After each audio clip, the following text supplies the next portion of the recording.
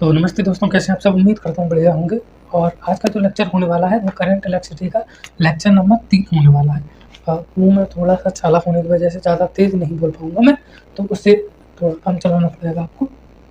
आज का जो टॉपिक है वो है ओम का नियम। ठीक है, ओम का नियम, जिसे ओम्स लॉ कहा जाता है। इंग्लिश में बोलते हैं ओम्स लॉ। ठीक है, इसी को अपन देखने वाले हैं। जो भी बच्चे नए हैं उनको मैं बता दूं कि अगर आपने पुराने लेक्चर देखे हैं, पिछले 2 लेक्चर भी देखे हैं, तो ये आपको आसानी से समझ में आ जाएगा। और अगर आपको इसके नोट्स चाहिए तो उसके लिए आप डिस्क्रिप्शन में दी गई लिंक को चेकआउट कर सकते हो और वहाँ से नोट्स डाउनलोड कर सकते हो। मे भी अब ठीक तरीके से आए। ठीक है, तो ओम का नियम यानी कि ओम्स लॉ। ओके, अब ये क्या कहता है? ये कहता है कि सबसे पहले तो आप भौतिक कंडीशन को फिक्स कर लो। ठीक है, भौतिक कंडीशन आपकी फिक्स है। भौतिक कंडीशन जैसे कि ताप हो गया, दाब हो गया, आप कोई चालक ले रहे हो तो चालक की लंबाई हो गई, चालक का क्षेत्रफल हो गया, ये सारी चीज़ अपन ने फिक्स कर दी। ठीक है, अब जब ये सब फिक्स हैं तो किसी चालक की अगर आप विभवांतर में परिवर्तन करते हो तो वो समानुपाती होता है उसकी विद्युत धारा में परिवर्तन के। किसी चालक की विभवांतर में परिवर्तन समानुपाती होता है विद्युत धारा में परिवर्तन के। फिर आप इससे थोड़ा सा आगे जाओगे, समानुपाती के चिन्ह को हटाओगे तो यहाँ पर एक कांस्टेंट निकल के आएगा जिसे कहा जाता है प्रतिरोध। अब होता क्या है, जैसे आपने किसी चालक का तापमान बढ़ा दिया तो उसका प्रतिरोध भी बढ़ जाता है। किसी भी चालक का तापमान बढ़ा दिया तो प्रतिरोध बढ़ा दिया, किसी भी चालक की लंबाई बढ़ा दी तो प्रतिरोध बढ़ गया, किसी भी चालक का क्षेत्रफल बढ़ा दिया तो प्रतिरोध कट गया। तो प्रतिरोध जो होता है वो कई सारी चीज़ों पर डिपेंड करता है। ये जो प्रतिरोध है ये कई सारी चीज़ों पर डिपेंड करता है, जिसे आगे चल के अपन देखने वाले हैं। इसीलिए जो ओम्स ने कहा था कि विभव समानुपाती होता है विद्युत धारा की, वो उन्होंने तभी कहा था जब भौतिक कंडीशन फिक्स है। अगर भौतिक कंडीशन फिक्स हुई तो किसी चालक का प्रतिरोध भी फिक्स होगा, और प्रतिरोध फिक्स हुआ तो विभव बढ़ाओ तो धारा बढ़ेगी। लेकिन अगर आपने भौतिक कंडीशन को फिक्स नहीं रखा, मान के चलो तापमान चेंज हो रहा है, तापमान बढ़ता जा रहा है, तो प्रतिरोध भी बढ़ता जाएगा, और प्रतिरोध अगर बढ़ता जा रहा है तो फिर विभव और आई इन दोनों के बीच में रिलेशन नहीं बन पाएगा। इसको आगे चल के और अच्छे से समझ लेंगे। फिलहाल समझ लो कि ये ओम का नियम है। V = आई आर, आर आई भी बोल सकते हो। आई विद्युत धारा है, V विभवांतर है। यहाँ से आप प्रतिरोध बराबर लिख सकते हो, आर यहाँ पर क्या है, प्रतिरोध है, प्रतिरोध। ठीक है, बराबर क्या लिख सकते हो, विद्युत धारा यानी कि विभव V बटा विद्युत धारा यानी कि I। ठीक है, विभव V बटा विद्युत धारा I।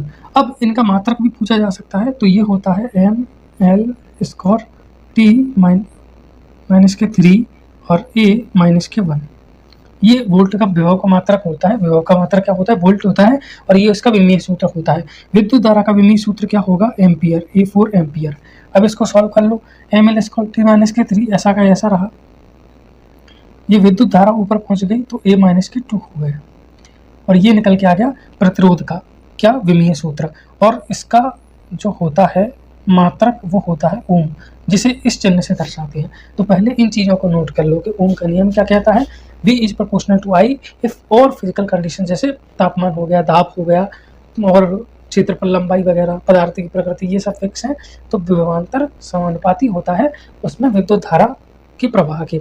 समानुपाती के चिन्ह को हटाओगे तो कांस्टेंट निकल के आता है जिसे प्रतिरोध कहा जाता है ओम। अब क्वेश्चन में पूछा जा सकता है कि भाई प्रतिरोध क्या होता है, प्रतिरोध क्या होता है। तो यहाँ से आप देख सकते हो कि जो प्रतिरोध है ये विभवांतर और धारा पर वैसे तो डिपेंड नहीं कर रहा, लेकिन अगर किसी भी चीज़ का प्रतिरोध ज़्यादा होगा यानी उसका विद्युत धारा कम रहेगा। तो प्रतिरोध एक तरीके से धारा के मार्ग की रुकावट होती है, धारा के मार्ग की रुकावट होती है। ठीक है, अब ये मत कह देना यहाँ पर कि प्रतिरोध विभव और विद्युत धारा पर निर्भर करेगा। नहीं, प्रतिरोध एक कांस्टेंट है, तो ना तो ये विभव पर डिपेंड करता है ना विद्युत धारा पर डिपेंड करता है।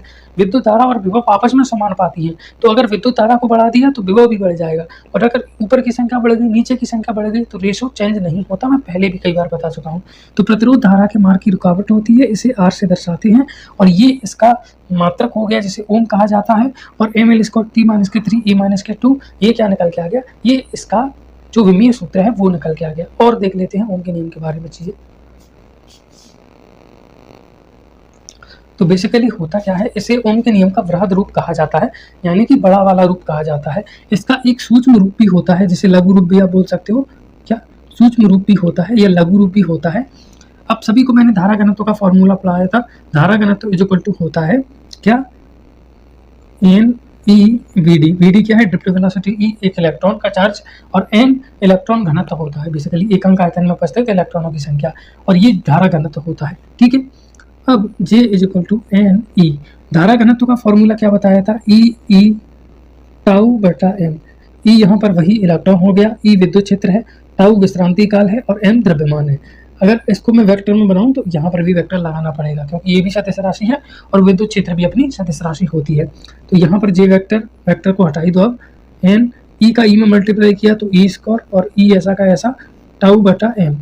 तो जे इज इक्वल टू ई को ऐसा का ऐसा रख दो, दोनों के दोनों वेक्टर हैं तो वेक्टर लगा दिया। आप चाहो तो यहाँ पर लगा सकते हो सदिश का चिन्ह, इस तरीके से सदिश का चिन्ह लगाओ तो लगा सकते हो। और ये जो बचा कुचा था, यहाँ पर एन था, ई स्क्वायर था, टाउ था और एम था, इसको मैंने बोल दिया इस तरीके से, एक चिन्ह से दर्शा दिया इससे। तो ये होता है ओम का ही नियम। ठीक है, ओम का ही नियम, बस इसे कहा जाता है सूक्ष्म रूप। ये उसका सूक्ष्म रूप होता है जो धारा घनत्व और विद्युत क्षेत्र के बीच में संबंध बताता है। तो सर यहाँ पर ये जो निकल के आ रहा है ये क्या है, तो ये होता है आपका चालकत्व। क्या होता है, चालकत्व। ये होता है आपका चालकत्व। अब मैं कुछ चीजें और आपको यहाँ पर समझाता हूँ कि आर होता है प्रतिरोध, यहाँ पर लिखा है आर। आर क्या होता है, प्रतिरोध। प्रतिरोध क्या होता है, धारा के मार्ग की रुकावट, जो विद्युत धारा होती है उसके मार्ग की रुकावट। तो अगर मैं प्रतिरोध का उल्टा कर दूं तो वो जो धारा के प्रवाह में सहायता करे उसको बोला जाता है चालकता। ठीक है, तो यहाँ पर लिख लो चालकता, है ना, अपनी कॉपी में अलग से नीचे नोट कर लेना चालकता। इसको जनरली जी से दर्शा देते हैं अपन। और ये क्या होती है, प्रतिरोध की उल्टी होती है। ठीक है, सॉरी, चालकत्व, इसे चालकत्व बोलते हैं ना कि चालकता, चालकत्व बोलते हैं। जी इज इक्वल टू 1/r। और ये जो रो होता है ये होता है, ये सॉरी चालकता होती है, मैं भी कभी कभी गलत लिख देता हूँ। ठीक है, तो ये प्रतिरोध का उल्टा चालकत्व होता है। और चालकत्व क्या होता है, ये धारा के मार्ग की रुकावट नहीं होता, रुकावट का विपरीत होता है। धारा के मार्ग की रुकावट प्रतिरोध होता है, प्रतिरोध का ही उल्टा कर दो तो चालकत्व कहलाता है। और ये है चालकता, जिसे रो से दर्शाते हैं। तो प्रतिरोध का उल्टा चालकत्व है, तो चालकता का उल्टा हो जाएगा प्रतिरोधकता। तो चालकता का जो उल्टा होता है यानी कि 1/रो, इसे बोलते हैं प्रतिरोधकता, प्रतिरोधकता। और इसको दर्शाया जाता है रो से, ये सिग्मा है और रो से। तो यहाँ तक चीजें क्लियर होंगी, तो एक बार देख लो। प्रतिरोध आपके समझ में आ गया होगा, उसी प्रतिरोध को आप उल्टा कर दो तो वो चालकत्व कहलाता है। प्रतिरोध धारा के मार्ग की रुकावट होती है, तो चालकत्व क्या हुआ, धारा के मार्ग की सहूलियत कह सकते हो, उसे चालकत्व बोलते हैं। ये सिग्मा अपन ने अभी निकाला है, इसकी वैल्यू क्या होती है, एन ई स्क्वायर टाउ बटा एम। तो ये अपना सिग्मा है, और सिग्मा को मैंने क्या बोला है, चालकता। क्या बोला है, चालकता। अब देखो, चालकत्व तो प्रतिरोध का उल्टा होता है, तो चालकता किसका उल्टा उल्टा होगा, प्रतिरोधकता का। चालकत्व तो अगर प्रतिरोध का उल्टा है तो चालकता प्रतिरोधकता का उल्टा होगा, जस्ट समझाने के लिए बता रहा हूँ। ठीक है, तो जो चालकता है इसका उल्टा होता है प्रतिरोधकता, जिसे अपन ये बोलते हैं, रो से दर्शाते हैं। तो 1 सिग्मा इज इक्वल टू रो लिख लो, या फिर ऐसे भी लिख लो 1 ये भी लिख लो, इसका उल्टा ये या इसका उल्टा हो, जैसे जी इज इक्वल टू 1/r है, या फिर ऐसे भी लिख लो 1/g is equal to r। दोनों ही कंडीशन में बात बराबर है, तो यहाँ पर भी दोनों ही कंडीशन में बात बराबर है। ये इंपॉर्टेंट फॉर्मूले हैं जो कि मैंने यहाँ पर लिख दिए हैं, उम्मीद करता हूँ आपको समझ में आ गए होंगे। अब यहाँ पर उम्मीद करता हूँ अच्छे तरीके से दिख रहा होगा। अब देखो, मैंने आपको क्या बताया था, ओम का नियम कहता है कि पहले भौतिक कंडीशन को आप निश्चित कर लो, निश्चित नहीं करोगे तो प्रभाव पड़ेगा। जैसे तापमान हो गया, ठीक है, अगर किसी भी वस्तु का तापमान बदल रहा है तो वहां पर आप ये नहीं कह सकते कि विभवांतर बढ़ाने पर धारा बढ़ेगी। फिर विभवांतर और धारा ये एक दूसरे को निश्चित नहीं करेंगे कि धारा ज्यादा तो विभवांतर ज्यादा, फिर वो डिपेंड करेगा तापमान, क्या करेगा, निश्चित तापमान करेगा। किसी का तापमान ज्यादा है तो उसका जो प्रतिरोध है वो भी बहुत ज्यादा होगा, और प्रतिरोध ज्यादा होगा तो विद्युत धारा कम होगी। ठीक है, भले ही उसका उतना विभवांतर ना हो, जरूरी नहीं है विभवांतर ज्यादा हो। ठीक है, तो तापमान ही निश्चित करता है। अगर तापमान मान के चलो कांस्टेंट है, मान के चल रहा हूं मैं, तापमान यहाँ पर कांस्टेंट है, अपना तापमान परिवर्तित नहीं हो रहा, तो प्रतिरोध फिर किस चीज पर डिपेंड करता है, तो प्रतिरोध डिपेंड करता है लंबाई पर, लंबाई के प्रोपोर्शनली होता है। और इन प्रोपोर्शनली किसके होता है, एरिया के। कुल मिलाकर अगर मैं दोनों को लिखूं कंबाइंड करके, ठीक है, कंबाइंड करके, इसके नोट्स मिल जाएंगे आपको, तो वहां से थ्योरी लिख लेना। तो आर प्रोपोर्शनली एल अपॉन ए। अब प्रोपोर्शनली का चिन्ह हटाते हो तो कांस्टेंट निकल के आता है, जिस कांस्टेंट को ए बोलते हैं, और इसको बोलते हैं प्रतिरोधकता, प्रतिरोधकता या फिर विशिष्ट प्रतिरोध, विशिष्ट प्रतिरोध, ठीक है। ये जो रो है ये विशिष्ट प्रतिरोध है, और इसी रो का उल्टा चालकता होता है, ठीक है। तो अब यहाँ पर आपको क्या समझ में आ गया, यहाँ पर देख लो इस साइड, ठीक है, सिग्मा, ये क्या है अपना चालकता, यहाँ पर लिखा हुआ है चालकता। चालकता बराबर क्या होता है, एन ई स्क्वायर टाउ बटा एम, एन ई स्क्वायर टाउ बटा एम, निकाला है ना अपन ने, ये निकाला है एन ई स्क्वायर टाउ बटा एम, ई को छोड़ दो तो ये सब सिग्मा है, यहाँ पर लिखा भी है। मैंने क्या बताया, प्रतिरोधकता इसका उल्टा होता है, तो इसका उल्टा प्रतिरोधकता होगा। ये है एन ई स्क्वायर टाउ बटा एम, तो वो होगा एम बटा एन ई स्क्वायर टाउ, तो ये हो गया प्रतिरोधकता। तो प्रतिरोधकता इज इक्वल टू क्या होता है, एम अपॉन एन ई स्क्वायर टाउ, और यहाँ पर r is equal to rho l upon a. तो rho is equal to r a upon l भी लिख सकते हो, यहाँ पर बराबर आर ए अपॉन एल भी लिख सकते हो, और एक फॉर्मूला तो वो अपने पास है ही, एम एन ई स्क्वायर टाउ, जो कि मैंने वहां पर डिनोट किया था। पहले इतना दिख रहा है कि नहीं कैमरे में, कुछ चेक कर लूँ मैं, हाँ दिख रहा है, तो उसको नोट कर लो क्योंकि ये फिल हो चुका है पूरी तरीके से। ओके, तो उम्मीद कर रहा हूँ नोट कर लिया होगा आपने उन सबको। कोशिश करूंगा कि इनकी पीडीएफ भी मैं डिस्क्रिप्शन में दे सकूँ, ठीक है। तो थोड़ा सा कम बोल रहा हूँ, उसको थोड़ा छला हो रहा है, ठीक है, कॉम्प्रोमाइज़ कर लेना उसको थोड़ा सा। तो इतना समझ में आ गया होगा आपका, प्रतिरोधकता क्या होती है, प्रतिरोध क्या होता है, चालकता क्या होती है, और एम बटा एन ई स्क्वायर टाउ, ये फॉर्मूला भी आपको पता होगा किसका निकल के आया है, अपना विशिष्ट प्रतिरोध का। किसका, विशिष्ट प्रतिरोध का। रो अपना विशिष्ट प्रतिरोध है यहाँ पर, जिसे प्रतिरोधकता भी कहा जाता है। अब थोड़ा और आगे बढ़ते हैं। मैंने आपको बताया अगर तापमान निश्चित है तो R इज इक्वल टू होता है रो एल अपॉन ए। तो यहाँ पर ये जो रो है ये क्या है, अपना विशिष्ट प्रतिरोध है, तो उसको मैं लिख देता हूँ विशिष्ट प्रतिरोध, ठीक है, विशिष्ट प्रतिरोध। अब विशिष्ट प्रतिरोध है, काफी अच्छी बात है, लेकिन ये किन किन चीजों पर निर्भर कर रहा है, कौन कौन सी चीजें जिनसे ये प्रभावित होता है, तो उनको आप देख लो। यह केवल निर्भर करता है पदार्थ की प्रकृति पर, वह ताप पर, और किसी भी चीज पर डिपेंड नहीं करता। मैंने आपको क्या बताया था, आर प्रोपोर्शनली होता है लंबाई के और इन प्रोपोर्शनली होता है एरिया के। कब, जब तापमान कांस्टेंट हो। पहले भी मैंने आपको क्या बताया था, V is proportional to I, और अब मैंने आपको क्या बताया, R is proportional to L और इन प्रोपोर्शनल टू ये। अभी याद होगा आपको, पहले बताया था V is proportional to I, कब, जब तापमान, लंबाई, क्षेत्रफल वगैरह सब निश्चित हो, क्योंकि इनमें जो कांस्टेंट निकल के आता है वो होता है R, प्रतिरोध। अब कांस्टेंट ही अगर इनका चेंज हो जाएगा तो ये प्रोपोर्शनली कैसे आएगा। प्रोपोर्शनली का मतलब एक बार मैं आपको और समझा देता हूँ ताकि आपको चीजें क्लियर हो। प्रोपोर्शनली का मतलब होता है, देखो ये 2 है, ये 4 है, ये 8 है। अब ये 2 है तो 2 का मान लो मैंने 3 गुना कर दिया तो 6 आ गया, 4 का 3 गुना कर दिया तो 12 आ गया, 8 तक का 3 गुना कर दिया तो 24 आ गया, 3 गुना 3 गुना 3 गुना। तो 2 और 6 ये आपस में प्रोपोर्शनली है। जैसे ही मैंने 2 को 4 किया तो ये 6 से 12 हो गया, यानी इस साइड बढ़ाया तो इस साइड भी बढ़ गया, ठीक है। फिर इस साइड बढ़ाया तो इस साइड भी बढ़ गया, और सेम रेशो में बढ़ रहा है। जैसे इसको 2 से 4 किया, 2 दूनी 4, तो ये 6 दूनी 12 हो गया। इसको 4 दूनी 8, यानी इसको दुगुना किया फिर मैंने, तो ये 12 दूनी 24, ये भी दुगुना हो गया। तो लेफ्ट हैंड साइड को बढ़ा रहा हूँ तो राइट हैंड साइड भी बढ़ रहा है। इसको बोला जाता है समानुपाती होना। लेकिन समानुपाती ये कभी होते हैं जब इनके बीच का कांस्टेंट, जैसे 2 और 6 के बीच में कांस्टेंट आ रहा है 3, 2 में 3 का गुणा करोगे तो 6, 4 में 3 का गुणा करोगे तो 12, 8 में 3 का गुणा करोगे तो 24। तो इनके बीच में जो कांस्टेंट आ रहा है वो है 3। अब ये कांस्टेंट ही चेंज होने लगे, पहले 3 था, मान लो फिर 4 आ गया, फिर 5 आ गया। तो अब देखो कांस्टेंट चेंज हो गया तो ये वैल्यू भी चेंज हो जाएंगी। पहले कांस्टेंट 3 था तो 2 3 6, फिर कांस्टेंट हो गया 4 तो 4 चौके 16, फिर कांस्टेंट हो गया 5 तो 8 पंजे 40। अब देखो इसको दुगुना किया, 2 दूनी 4 तो 6 से 16 हो गया, 6 का दुगुना तो 12 होता है, तो फिर ये समानुपाती कब हुआ। ये 4 का दुगुना हुआ 8, तो ये 16 का दुगुना 40 थोड़ी होता है। तो वही है, अगर कांस्टेंट ही चेंज होने लगेगा तो ये वैल्यू फिर प्रोपोर्शनल ही नहीं रहेंगी। तो ठीक वैसे ही V इज इक्वल टू क्या होता है, IR, यानी प्रतिरोध का गुणा करोगे आप विद्युत धारा में तो विभवांतर निकल के आएगा। लेकिन ये जो प्रतिरोध है यही बार बार चेंज हो रहा है, तो विभवांतर की करेक्ट वैल्यू नहीं निकलेगी, क्योंकि ये कांस्टेंट राशि है।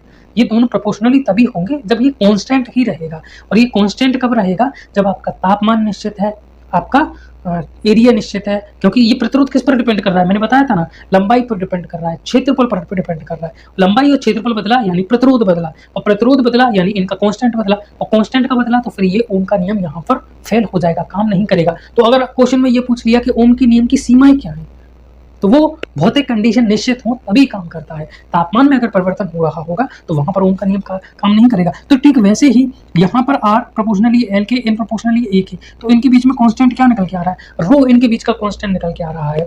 अब ये जो रो किस पर डिपेंड कर रहा है, टेम्परेचर पर डिपेंड कर रहा है। किस पर डिपेंड कर रहा है, पदार्थ की प्रकृति पर डिपेंड कर रहा है। टेम्परेचर पर किस तरीके से डिपेंड कर रहा है वो मैं अभी बता दूंगा, पर समझ जाओ कि वो टेम्परेचर पर डिपेंड कर रहा है। अब टेम्परेचर पर डिपेंड कर रहा है रो, तो रो चेंज होगा यानी इनके बीच का कांस्टेंट चेंज होगा, और कांस्टेंट चेंज होगा तो प्रोपोर्शनली नहीं रहेंगे। अभी मैंने करके बताया ना, प्रोपोर्शनली तभी रहती है जब उनके बीच में एक कांस्टेंट रहता हो। अगर कांस्टेंट में ही परिवर्तन आएगा तो फिर वो प्रोपोर्शनली नहीं रहेंगी। अब सर ताप का प्रभाव पड़ता है, तो ताप का प्रभाव क्या पड़ता है, तो वो चालक के लिए अलग रहेगा, और कुचालक और अर्धचालक, शॉर्ट में लिख देता हूँ, आप अपनी कॉपी में फुल लिख लेना, ठीक है। कुचालक और अर्धचालक दोनों के लिए अलग रहेगा। मैं मान के चलता हूँ द्रव्यमान, इलेक्ट्रॉन, ये सब कांस्टेंट है, कांस्टेंट ही रहते हैं। ई की वैल्यू आप सभी को याद है 1.6 × 10⁻⁻⁹, तो ये कॉमन है। तो रो यहाँ पर किस पर निर्भर कर रहा है, एन पर और टाउ पर, ठीक है, एन पर और टाउ पर। यहाँ पर भी रो किस पर निर्भर कर रहा है, एन पर और टाउ पर। टाउ आप सभी जानते हो क्या होता है, विश्रांति काल होता है। अब बेसिकली किसी भी चाल का किसी भी देखो पदार्थ की प्रकृति है उस हिसाब से प्रतिरोध रहता है। जैसे अब लकड़ी है तो लकड़ी में फ्री इलेक्ट्रॉन ही नहीं होंगे, फ्री इलेक्ट्रॉन ही नहीं होंगे तो उसमें करंट ही नहीं बढ़ेगा, करंट ही नहीं बहेगा, इसका मतलब है उसमें प्रतिरोध बहुत ज़्यादा है। आप कितनी भी बैटरी लगा लो लकड़ी में से करंट लगेगा ही नहीं। जबकि चालक है, चालकों के पास फ्री इलेक्ट्रॉन बहुत ज़्यादा होते हैं। तो पदार्थ की प्रकृति क्या है उस पर डिपेंड करता है कि उसका प्रतिरोध क्या है। लकड़ी का प्रतिरोध बहुत ज़्यादा है, उसमें से करंट नहीं बहता, धारा का बहुत विरोध होता है, जबकि लोहे में करंट तुरंत लग जाता है। तो पदार्थ की प्रकृति। दूसरा तापमान, तापमान से क्या होता है, कोई चालक है उसका मान लीजिए मैंने तापमान बढ़ा दिया, तो मैंने अभी बताया ये अपने पास चालक है, ये अपने पास चालक है, इसके अंदर ये रहा फ्री इलेक्ट्रॉन, ये रहा फ्री इलेक्ट्रॉन, ये रहा फ्री इलेक्ट्रॉन, ये रहा free electron, free electron, free electron, बहुत ज़्यादा फ्री इलेक्ट्रॉन है। मैंने इसका टेम्परेचर बढ़ा दिया यानी इसको और ऊर्जा दे दी, तो जैसे ही परमाणुओं को ऊर्जा मिलती है, मैंने आपको पहले बताया था, इसमें और फ्री इलेक्ट्रॉन निकलने लगेंगे, और फ्री इलेक्ट्रॉन निकलने लगेंगे। और फ्री इलेक्ट्रॉन निकलने से होता क्या है, फ्री इलेक्ट्रॉन निकलने से होता यह है कि अब इनके बीच में टक्कर और बढ़ेगी। इलेक्ट्रॉन की संख्या पहले कम थी क्या, बहुत ज़्यादा थी, पहले ही बहुत इलेक्ट्रॉन थे, चालक है तो मुक्त इलेक्ट्रॉनों की इनके पास कोई कमी नहीं रहती। टेम्परेचर बढ़ा दिया तो और ज़्यादा फ्री इलेक्ट्रॉन, बहुत ज़्यादा फ्री इलेक्ट्रॉन हो गए। अब इतने ज़्यादा फ्री इलेक्ट्रॉन हो गए कि बार बार टक्कर हो रही है, थोड़ा चला फिर टक्कर, थोड़ा चला फिर टक्कर, तो टक्कर के बीच जो लगने वाला समय है वो कम हो गया। कम इलेक्ट्रॉन है तो टक्कर लगने में ज़्यादा समय है, इलेक्ट्रॉन ही इलेक्ट्रॉन बढ़ गए तो तुरंत टक्कर हो जा रही है, तो टक्कर के बीच का समय कम हो गया। टक्कर के बीच का समय विश्रांति काल कहलाता है, और यहाँ पर वही विश्रांति काल घट गया। घनत्व में ज़्यादा परिवर्तन नहीं आया इलेक्ट्रॉन की में, वो ऑलमोस्ट थोड़ा बहुत चेंज आया है, मैं ये नहीं कह रहा कि चेंज नहीं आया, पर विश्रांति काल बहुत ज़्यादा कम हो गया, टाउ की वैल्यू बहुत ज़्यादा कम होगी। अब जब विश्रांति काल बहुत ज़्यादा कम हो जाएगा तो ये वैल्यू बहुत ज़्यादा बढ़ जाएगी, क्योंकि इन प्रोपोर्शनल है। अगर ए वाली संख्या कम हुई तो ये वाली संख्या बढ़ जाएगी, तो चालक का प्रतिरोधकता जो है वो बहुत ज़्यादा बढ़ जाएगी, तो उसका प्रतिरोध भी बढ़ जाएगा, क्योंकि R = ρ L/A होता है। तो उनके बीच के कांस्टेंट में इंक्रीज हो रहा है तो प्रतिरोध में भी इंक्रीज होगा, डेफिनेट सी बात है, ठीक है। तो ये तो चालकों का अगर मैंने टेम्परेचर बढ़ाया तो चालकों का प्रतिरोध भी बढ़ जाता है, ये बात याद रखना, प्रतिरोध भी बढ़ जाता है, क्योंकि टक्कर बहुत ज़्यादा होने लगती है, और टक्कर बहुत ज़्यादा होती है तो इलेक्ट्रॉन आसानी से आगे ट्रेवल नहीं कर पाता, ठीक है। कुचालक और अर्धचालक, कुचालक और अर्धचालक कैसे होते हैं, ये उनके पास मान लो फ्री इलेक्ट्रॉन है ही नहीं, इनके पास तो पहले से ही बहुत फ्री इलेक्ट्रॉन थे, इनके पास तो फ्री इलेक्ट्रॉन है ही नहीं, तो इनके टाउ में तो कोई खास चेंज आने वाला नहीं है, क्योंकि इनके पास फ्री इलेक्ट्रॉन ज़्यादा है ही नहीं। आपने टेम्परेचर दे दिया तो उसमें और फ्री इलेक्ट्रॉन आ गए। अब क्या टक्करों के बीच का समय परिवर्तन आया, पर उसमें कोई खास परिवर्तन नहीं आया, क्योंकि पहले ही बहुत कम इलेक्ट्रॉन थे, अब थोड़े और इलेक्ट्रॉन आ गए तो टक्कर ज़्यादा प्रभावित नहीं हुई। लेकिन जो इलेक्ट्रॉन का घनत्व था एकांक आयतन में, उसमें ज़्यादा चेंज आ गया, ये बढ़ गया, इलेक्ट्रॉन का जो घनत्व है ये बढ़ गया। अब नीचे की संख्या बढ़ेगी तो ये संख्या घट जाएगी, इन प्रोपोर्शनल है मेरे भाई, और जब प्रतिरोधकता घट रही है तो प्रतिरोध भी घटेगा। तो अगर अर्धचालक है और अर्धचालक को आपने गर्म कर दिया, सेमीकंडक्टर जो होते हैं उनको गर्म कर दिया, तो उनका बेसिकली प्रतिरोध कम हो जाता है। तो कुछ सेमीकंडक्टर हैं जिनमें करंट फ्लो नहीं हो रहा, लेकिन आपने चूंकि उनका टेम्परेचर बहुत ज़्यादा बढ़ा दिया तो अब उनमें भी कुछ मात्रा में करंट फ्लो होने लगा है। तो कुचालक अर्धचालक का अगर आप तापमान बढ़ाते हो तो उनके प्रतिरोध में कमी आ जाती है, जो कि मैंने यहाँ पर लिख दिया, उनका प्रतिरोध कम हो जाता है, उनका रो भी कम हो जाता है। तो ये होता है टेम्परेचर का इफेक्ट किसके ऊपर, चालक के ऊपर, अचालक, कुचालक, अर्धचालक के ऊपर, जो मैंने यहाँ पर बता दिया। उम्मीद करता हूँ ये आपको समझ में आ गया होगा। तो लगभग सारी चीज़ें अपन ने यहाँ पर कवर कर ली हैं। अब जो कुछ मुख्य चीज़ें रह रही हैं मैं उनको और कवर करवा देता हूँ। ठीक है, प्रतिरोधों का संयोजन, प्रतिरोध संयोजन। अब जिन बच्चों ने पहले वाले संयोजन पढ़ रखे हैं उनको ये भी संयोजन आसानी से समझ में आ जाएंगे। ठीक है, देखो ये प्रतिरोध का चिन्ह होता है, प्रतिरोध को ऐसे दर्शाया जाता है, ये भी प्रतिरोध है, ये भी प्रतिरोध है, इस प्रतिरोध की वैल्यू R1 है, इस प्रतिरोध की वैल्यू R2 है और इस प्रतिरोध की वैल्यू R3 है। तो टोटल प्रतिरोध 3 हो गए और इनको जोड़ दिया मैंने इस तरीके से एक बैटरी से। ठीक है, इस तरीके से। अब इस क्रम को कहा जाता है श्रेणी क्रम। ठीक है, इस क्रम को कहा जाता है श्रेणी क्रम यानी कि सीरीज कॉम्बिनेशन। अब सभी को पता होगा, याद होगा। ठीक है, संयोजन वाला सीधा संयोजन होता है। ठीक है, तो अब श्रेणी क्रम में क्या होता है, ये डायरेक्ट जोड़े जाते हैं। हाँ, धारिता में ऐसा नहीं होता था, धारिता में उल्टे जुड़ते थे, जबकि यहाँ पर ये सीधे जुड़ जाएंगे। हार टोटल लिख देता हूँ मैं, सीधे जुड़ जाएंगे। क्यों? क्योंकि ओम का नियम आपको पता होगा, V = IR। अब यहाँ पर जो विभवांतर है A है, मान के चलो यहाँ पर विभव A है, यहाँ पर विभव B है, यहाँ पर मान के चलो C हो गया, यहाँ पर मान के चलो D हो गया। तो इनके बीच का विभवांतर V1 हो गया, इनके बीच का विभवांतर V2 हो गया, इनके बीच का विभवांतर V3 हो गया, है ना। आप सभी जानते हो विभवांतर जो है वो चेंज हो जाता है अगर बीच में कोई रुकावट वगैरह आ जाती है, तो दोनों पॉइंट के बीच का विभवांतर चेंज हो जाता है। तो इसका V1 हो गया, इसका V2 हो गया, इसका V3 हो गया। लेकिन चूंकि तार एक है तो करंट सभी में एक ही बहेगा। यहाँ पर भी धारा I ही बहेगी, यहाँ पर भी धारा I बहेगी और यहाँ पर भी धारा I बहेगी। तो इसका विभव V1 है, इसका विभव V2 है, इसका विभव V3 है। टोटल जोड़ के मान लीजिए विभव V हो गया। V = होता है IR ओम के नियम से, तो IR IR IR और IR। धारा तो समान ही बह रही है सब में, I तो कॉमन है, लेकिन इसका प्रतिरोध R1 है, इसका प्रतिरोध R2 है, इसका प्रतिरोध R3 है और टोटल प्रतिरोध मान के R हो गया। दोबारा देख लो, V = IR। तो विभव किस पर डिपेंड करता है, I पर और R पर। इतना मान के चलो, अगर I कांस्टेंट है तो R से विभव प्रभावित होगा और अगर R कांस्टेंट है तो I से विभव प्रभावित होगा।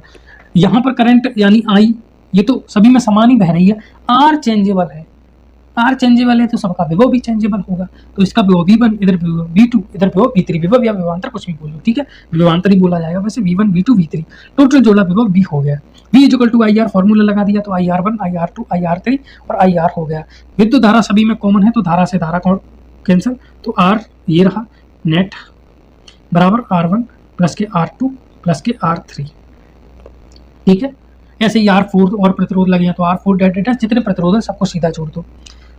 R नेट, अगर सारे प्रतिरोध ही समान हो तो जो प्रतिरोध की संख्या है उससे प्रतिरोध में गुणा कर दो। मान लो 4 प्रतिरोध है तो 4 का R में गुणा कर दो। न्यूमेरिकल अपन इस पर कल करेंगे। ठीक है, यहां तक नोट कर लो।